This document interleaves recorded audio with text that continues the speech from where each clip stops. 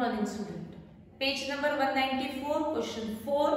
अगर हम इस क्वेश्चन में लास्ट क्वेश्चन अगर देखते हैं कि आपको पूछा क्या है, कौन से लेजर अकाउंट्स पूछे गए हैं, तो इस क्वेश्चन में आपको पूछा है only deceased partner's capital account open करने के लिए। देखते हैं लास्ट में दिया है prepare Virat's capital account showing amount payable to his executor, give working note for share of goodwill and profit. Working note तो हमारे आंसर का पार्ट होता ही है, ठीक। उन्होंने नहीं भी दिया होता तभी भी हमने वर्किंग नोट प्रिपेयर किया ही होता। तो इस क्वेश्चन में अगर हम चेक करते हैं तो हमें सिर्फ डिसीज पार्टनर्स कैपिटल अकाउंट ही पूछा है, इसीलिए हमने सिर्फ विराट्स कैपिटल अकाउंट को ओपन किया। बट चाहे एडमिशन हो, रिटायरमेंट हो या डेथ हो, आपको रिवैल्यूएशन करना पड़ता है। Revaluation of assets and liabilities पे जो भी प्रॉफिट लॉस होता है वो नेट प्रॉफिट लॉस हमें सारे पार्टनर्स में डिस्ट्रीब्यूट करना पड़ता है, ठीक। तो इसमें विराट भी एक पार्टनर है, तो रिवैल्यूएशन का प्रॉफिट लॉस हमें विराट को भी देना पड़ेगा। तो उसके लिए मुझे जानना पड़ेगा कि रिवैल्यूएशन पे कितना प्रॉफिट और लॉस हुआ, और इसीलिए हमें प्रिपेयर करना पड़ेगा रिवैल्यूएशन अकाउंट। बट आपको तो वो पूछा ही नहीं है, तो इसीलिए हमने उसको वर्किंग नोट में प्रिपेयर किया है। वर्किंग नोट में हमारा फर्स्ट वर्किंग नोट रहेगा revaluation, that is P&L adjustment account. क्यों? क्योंकि डिसीज पार्टनर को हमें रिवैल्यूएशन का प्रॉफिट लॉस भी शेयर करना पड़ता है, जिसके लिए मुझे रिवैल्यूएशन अकाउंट ओपन करके ही वो फाइंड आउट करना पड़ेगा कि इसमें से विराट का शेयर कितना है। तो मुझे वो फेयर में बनाने की जरूरत नहीं है, इसलिए मैंने उसको कहाँ शो किया, वर्किंग नोट में, या आप इसको रफ में भी प्रिपेयर कर सकते हो, कोई प्रॉब्लम नहीं। बट मैंने उसको वर्किंग नोट में शो किया है। तो सभी विराट्स कैपिटल अकाउंट के नीचे लिखेंगे वर्किंग नोट, और इस वर्किंग नोट में हमारा फर्स्ट वर्किंग नोट रहेगा P&L एडजस्टमेंट अकाउंट। हम वर्किंग नोट में प्रिपेयर कर रहे हैं तो रूलिंग पर्टिकुलर अमाउंट रफ में रूलिंग जैसे बनाते हैं वैसे मत बनाना, 4 कॉलम्स प्रिपेयर करना, पर्टिकुलर अमाउंट, ये हमारा वर्किंग नोट रहेगा, ठीक। क्यों? क्योंकि मुझे रिवैल्यूएशन का प्रॉफिट लॉस में शेयर भी कैलकुलेट करना है, इसलिए, ठीक। तो अब स्टार्ट करते हैं पोस्टिंग। सबसे पहली step capital balances, bank balances हम ट्रांसफर करते हैं, बट इनमें से मुझे कुछ भी नहीं करना है, मुझे सिर्फ विराट का कैपिटल बैलेंस विराट अकाउंट में पोस्ट करना है, क्योंकि हम सिर्फ विराट अकाउंट ओपन कर रहे हैं। तो देखते हैं विराट का कैपिटल बैलेंस इस 12,000, लायबिलिटी में दिया है इसलिए हम क्रेडिट में लिखेंगे बाय बैलेंस ब्रॉट डाउन 12,000, लिखेंगे सभी बाय बैलेंस ब्रॉट डाउन 12,000। फिर हम चेक करते हैं जनरल रिजर्व फंड, P&L, इनमें से कुछ है क्या? अगर है तो तीनों पार्टनर्स में डिवाइड होता है, बट मुझे यहाँ शो करना है सिर्फ विराट का शेयर। तो देखते हैं आपको लायबिलिटी में यस जनरल रिजर्व दिया हुआ है 16,000। तो इस 16,000 में से मुझे सिर्फ कैलकुलेट करना पड़ेगा विराट शेयर, क्योंकि हमें सिर्फ विराट का अकाउंट ओपन करने के लिए उन्होंने कहा है। तो विराट 3rd नंबर का पार्टनर है एंड 3rd रेशियो इज 4, तो इनटू 4 अपॉन रेशियो का टोटल अगर मैं लेती हूँ तो 16। तो विराट का शेयर कितना आएगा 4,000। जनरल रिजर्व लायबिलिटी में है इसलिए विराट के क्रेडिट में लिखेंगे bye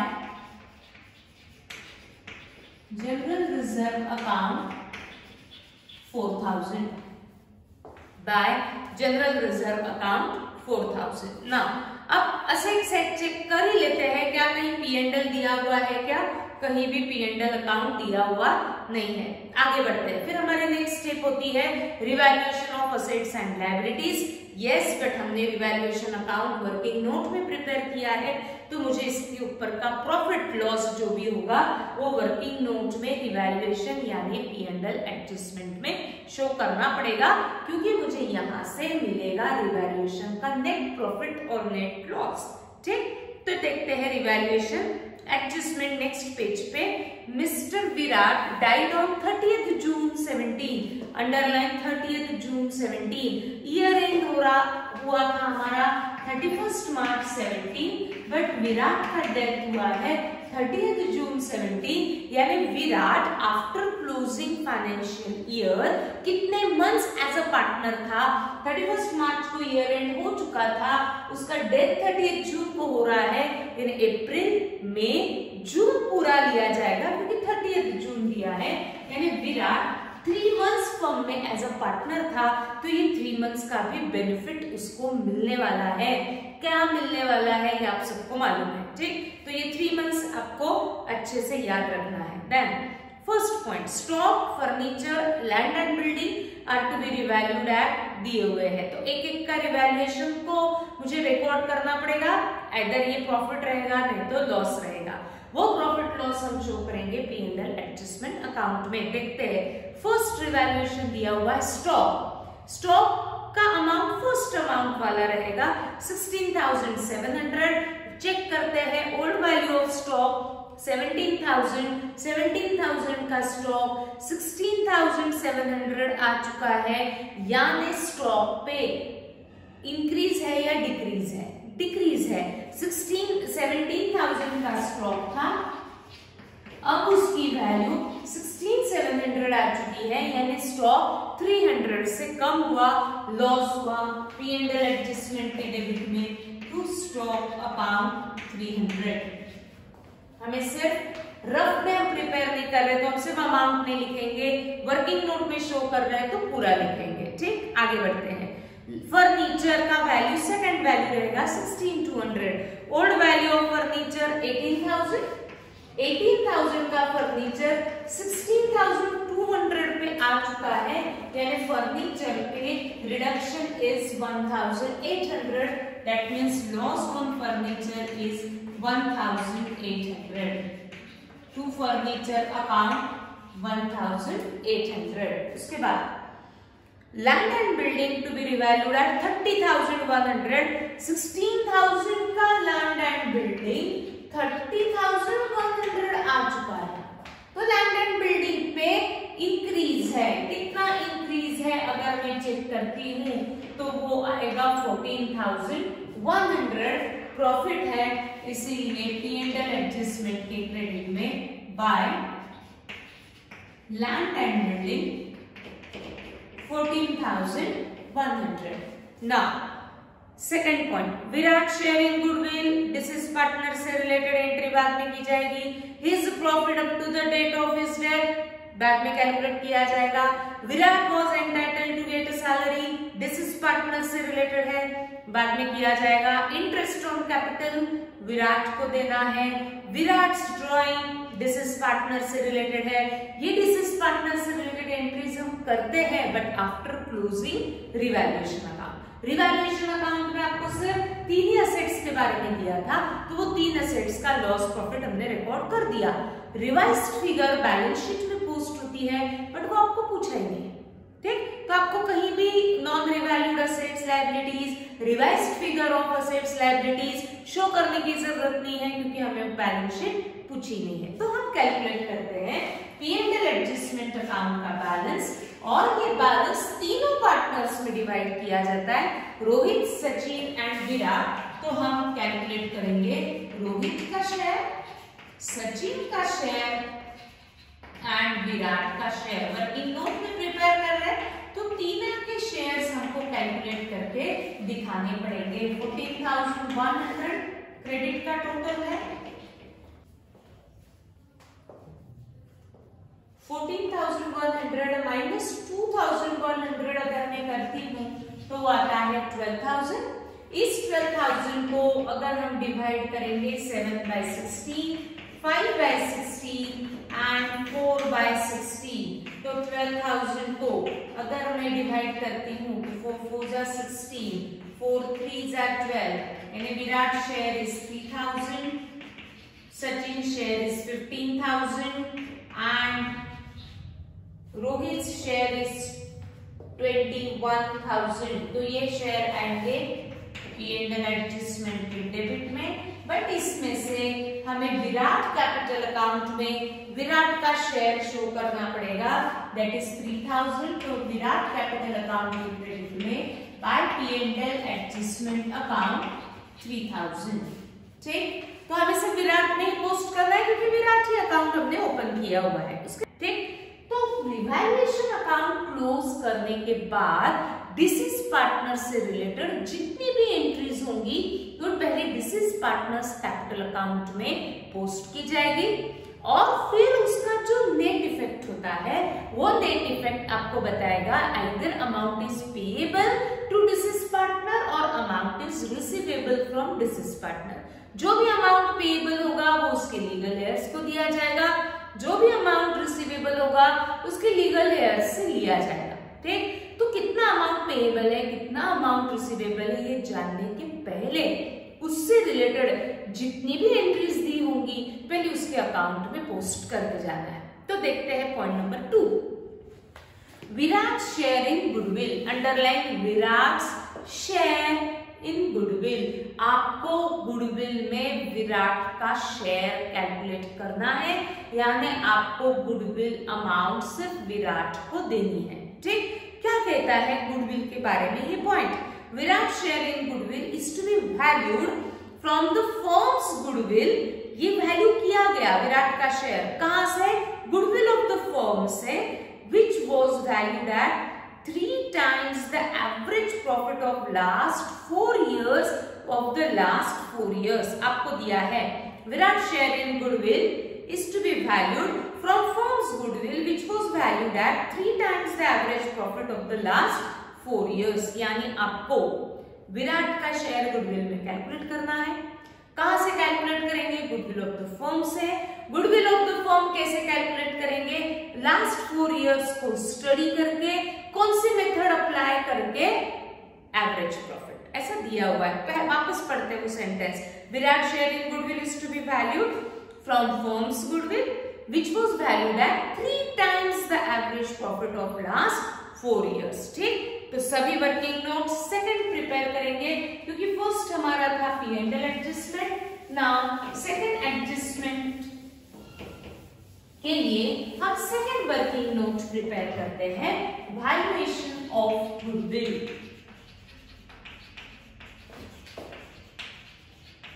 valuation of goodwill, goodwill को वैल्यू करने के लिए उन्होंने कहा है क्या बेस लिया जाता है गुडविल को वैल्यू करने के लिए, प्रीवियस ईयर्स के प्रॉफिट का। प्रीवियस ईयर के प्रॉफिट आपने कितने स्टडी किए, 4 इयर्स दिया हुआ है। ये 4 इयर्स के प्रॉफिट पे कौन सी मेथड अप्लाई की है, एवरेज प्रॉफिट। इसलिए फर्स्ट स्टेप रहेगी आपकी एवरेज प्रॉफिट। एवरेज प्रॉफिट आपको लेना है 4 इयर्स का स्टडी करते हुए, तो मेरा फॉर्मूला बनेगा total profits upon number of years. 4 years, 4 years के प्रॉफिट दिए तो 4 इयर्स के प्रॉफिट ऐड करो। कितने प्रॉफिट्स दिए, 30, 25, 25, 40, 30,000, 25,000। उसके बाद दिया है अगेन 25,000 एंड 40,000। 4 इयर्स के प्रॉफिट्स दिए हैं तो divided by 4। Take the total of numerator 50, 30, 80 plus 40, 120 upon 4। That means 30,000 is the average profit on an average। ये फर्म 4 इयर्स का बेस लेते हुए 1 साल में प्रॉफिट कौन करती है, 30,000। 30,000 ही हमारा आया एवरेज प्रॉफिट। इस बेसिस पे कैलकुलेट किया जाता है goodwill of the firm. But goodwill of the firm के लिए क्या एग्रीमेंट हुआ, क्या कंडीशन दी है, एवरेज प्रॉफिट इतना ही गुडविल है या ये 2 टाइम्स द एवरेज प्रॉफिट है, 3 टाइम्स द एवरेज प्रॉफिट है, 4 टाइम्स द एवरेज प्रॉफिट है, दिया हुआ है goodwill was valued at 3 times the average profit। इस एवरेज प्रॉफिट का जो 3 टाइम्स आएगा that is goodwill of the firm। तो मैंने 3 into average profit किया, that is 3 into 30,000, that means 90,000 is goodwill of the firm। Firm का goodwill आया, but हमें कौन सा गुडविल कैलकुलेट करना है, पूरे फर्म के लिए नहीं, आपको स्टार्टिंग में दिया है विराट शेयर इन गुडविल, मुझे चाहिए इसमें विराट का शेयर, तो कैलकुलेट करेंगे विराट शेयर इन गुडविल। कैसे कैलकुलेट करेंगे? 90,000 में विराट थर्ड नंबर का पार्टनर है तो थर्ड रेशो यूज किया जाएगा 4/16। 90,000 इंटू 4/16 अगर मैं करती हूं तो ये आएगा 22,500। That is Virat share in goodwill was 22,500। ये 22,500 विराट का share at the time of his death हमें उसको वापस करना पड़ेगा। पेएबल टू विराट है, credit to whom money is payable, Virat's capital account credit 22,500। Goodwill amount is payable, इसलिए एंट्री पास होगी goodwill to Virat's capital 22,500। Virat's capital account के क्रेडिट में बाय गुडविल 22,500। ठीक, आगे बढ़ते हैं। गुडविल का शेयर तो इसको हमने दे दिया। Point number 3, His profit up to the death is to be calculated on the basis of profit of last year। आप सबको मालूम है विराट का डेथ हो रहा है 30 जून को, तो 3 मंथ्स तक कहां से आया? 3 मंथ्स मैंने स्टार्टिंग में एक्सप्लेन किया हुआ है। 31 मार्च के बाद उसका डेथ हो रहा है 30 जून को। अप्रैल मई जून वो फर्म में एज अ पार्टनर था, तो 3 मंथ्स का प्रॉफिट विराट को देना पड़ेगा। पर 3 मंथ्स का प्रॉफिट कैलकुलेट करने के लिए P&L अकाउंट हम ओपन नहीं कर सकते, क्योंकि P&L अकाउंट सिर्फ प्रिपेयर किया जाता है मार्च को, बट इसका डेथ हो रहा है जून में, तो 3 मंथ्स का प्रॉफिट कैलकुलेट करने के लिए कुछ ना कुछ फिगर को अज्यूम करो। उस अजम्पशन की बेसिस पे 3 मंथ्स का शेयर उसको हमें देना पड़ेगा। तो अजम्पशन कौन सा लिया जाएगा? हर एक क्वेश्चन में ये अलग अलग रहेगा। जैसे लास्ट क्वेश्चन में हमने 2 इयर्स के प्रॉफिट को बेस लिया था, इस क्वेश्चन में दिया है इस profit up to the death is to be calculated on the basis of profit of only last year. तो आपको सिर्फ लास्ट ईयर का प्रॉफिट का बेस लेना है, एंड लास्ट ईयर का प्रॉफिट वो जो 4 इयर्स के प्रॉफिट दिए उसमें से लास्ट ईयर रहेगा, यानी 4th ईयर रहेगा कितना?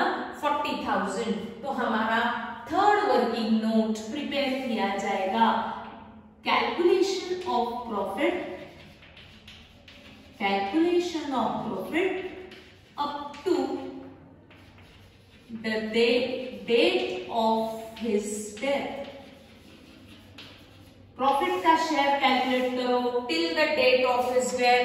बेस लो अजम्पशन का, वो अजम्पशन दिया है लास्ट ईयर का प्रॉफिट। जो प्रॉफिट्स दिए हैं उसमें से लास्ट ईयर अगर मैं देखती हूं तो आता है 40,000।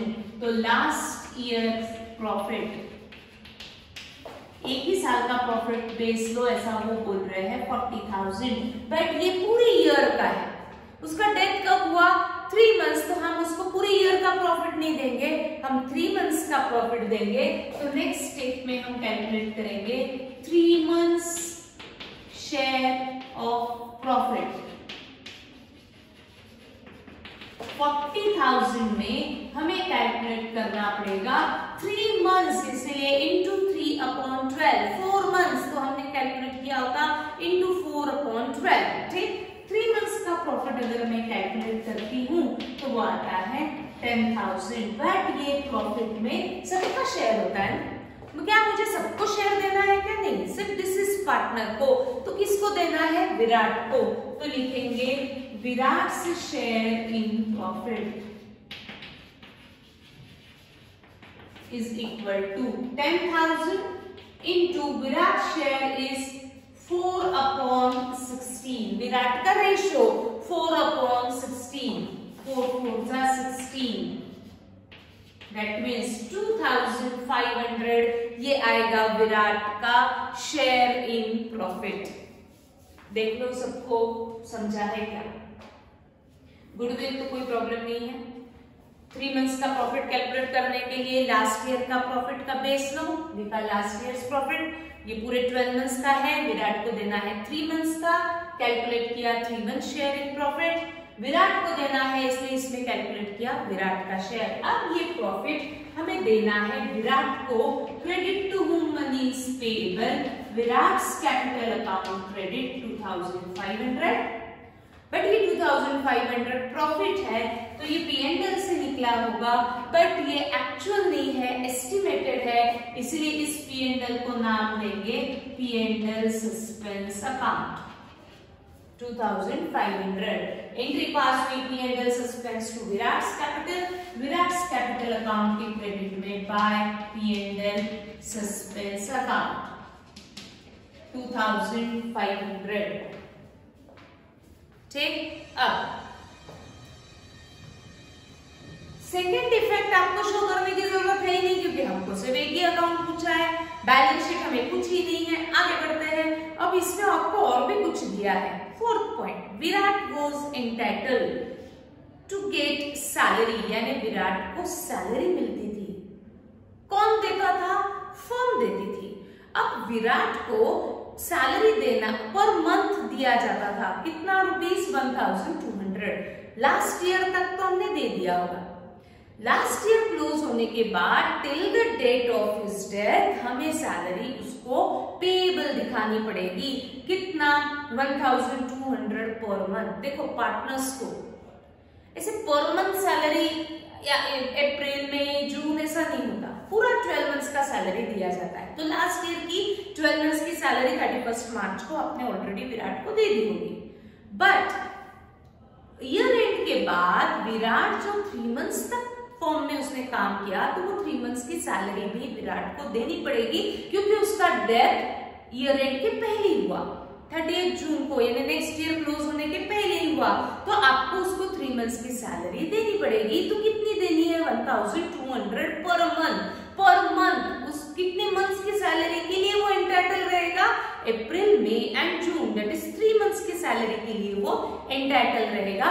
देना है विराट को फॉर्म को, दैट मीन्स पेएबल है, इसलिए on the credit side by salary bracket में मेंशन करो 1200 into 3, that is 3600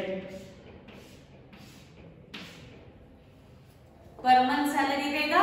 but after closing first year 31 March 17 को ईयर एंड होने के बाद नेक्स्ट सैलरी हम उसको देंगे 31 मार्च 18 को, बट उसका डेथ हो रहा है 30 जून को, तो जून तक की सैलरी उसके लीगल हेयर्स को हमें देनी पड़ेगी।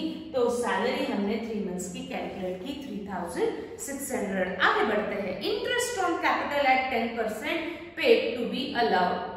10% पर एनम चाहिए हुआ टू बी अलाउड, तो बी अलाउड है, आपको इंटरेस्ट ऑन कैपिटल देना है। Interest on capital every year firm partners को देती है। कैपिटल हम पार्टनर्स से लेते हैं, that is amount invested by partners. उस इन्वेस्टेड अमाउंट पे फर्म इंटरेस्ट पे करती है एवरी ईयर। कब पे करती है? At the end of the year, that is 31 मार्च को। बट इंटरेस्ट ऑन कैपिटल यहाँ हमें विराट को 31 मार्च 17 तक तो आपने दे दिया होगा। नेक्स्ट इंटरेस्ट हम कब देंगे? 31 मार्च 18, बट विराट का डेथ हो गया 30 जून 19, तो विराट को हमें अप्रैल, मई, जून का इंटरेस्ट देना पड़ेगा, क्योंकि वो फर्म में एज अ पार्टनर था। तो मुझे उसके ओरिजिनल कैपिटल पे 10% का इंटरेस्ट कैलकुलेट करना पड़ेगा। तो विराट का ओरिजिनल कैपिटल कितना था? 12,000 पे अगर हम 12% कैलकुलेट करते हैं तो वो आता है 1,200, that is for per annum. Interest on capital ये एवरी ईयर दिया जाता है, बट विराट का डेथ हो रहा है 3 मंथ्स के बाद, तो उसको हम इंटरेस्ट कितना दे देंगे? 3 मंथ्स, क्योंकि आगे उसके बाद वो एज अ फर्म में पार्टनर नहीं रहने वाला। तो 12 मंथ्स का इंटरेस्ट इज 1,200, तो 3 months interest is how much? Cross multiplication अगर मैं करती हूँ तो ये आएगा 300। ये 300 का इंटरेस्ट फर्म देने वाली है विराट को, पेएबल है विराट को, इसीलिए विराट के क्रेडिट में बाय इंटरेस्ट ऑन कैपिटल 300। आप भले ही ब्रैकेट में मेंशन कर सकते हो 12,000 into 10% into 3/12। ईयर एंड के बाद जो विराट को देना है वो 3 मंथ्स के लिए देना है, तो हमने सैलरी भी 3 मंथ्स के लिए दिया, हमने प्रॉफिट भी 3 मंथ्स के लिए दिया और हम इंटरेस्ट भी 3 मंथ्स का पे करेंगे। ठीक, आगे बढ़ते हैं। Virat's drawing up to the date of death was 900 again per month.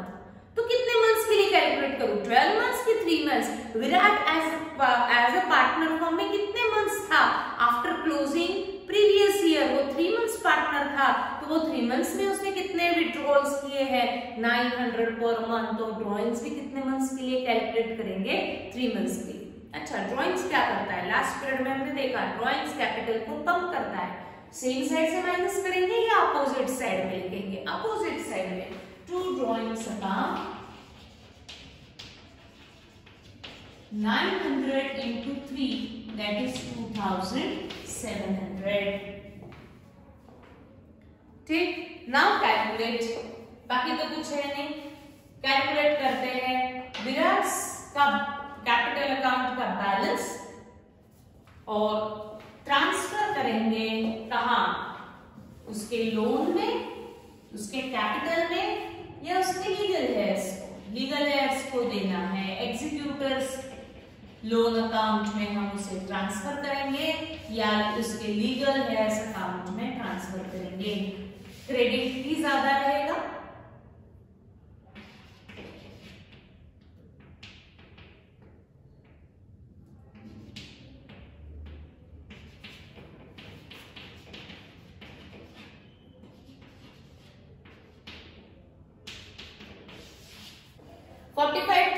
ये आ रहा है बैलेंस। ये balance amount is payable to deceased partner, पर डिसीज पार्टनर को अब हम दे नहीं सकते, उसके लीगल हेयर्स को देंगे।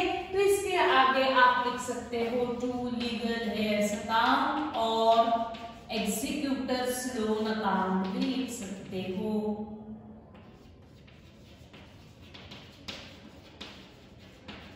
दोनों करेक्ट दिया जाता है। ठीक, तो इस क्वेश्चन में हमें सिर्फ विराट का अकाउंट ओपन करना था, बट रिवैल्यूएशन का प्रॉफिट लॉस कैलकुलेट करने के लिए हमने वर्किंग नोट में रिवैल्यूएशन अकाउंट भी ओपन किया, क्योंकि इसका शेयर मुझे विराट को तो देना ही पड़ेगा। तो हमने ओपन किया वर्किंग नोट में P&L एडजस्टमेंट, गुडविल का वर्किंग नोट, प्रॉफिट का वर्किंग नोट। ये आपके आंसर का पार्ट होना ही चाहिए, चाहे उन्होंने पूछा हो या ना पूछा। ठीक, तो ये भी क्वेश्चन आपको पूछा जा सकता है। तो हमारा यहाँ पे आज का क्वेश्चन कंप्लीट हुआ। नेक्स्ट क्वेश्चन के लिए कल बढ़ेंगे आगे। Thank you.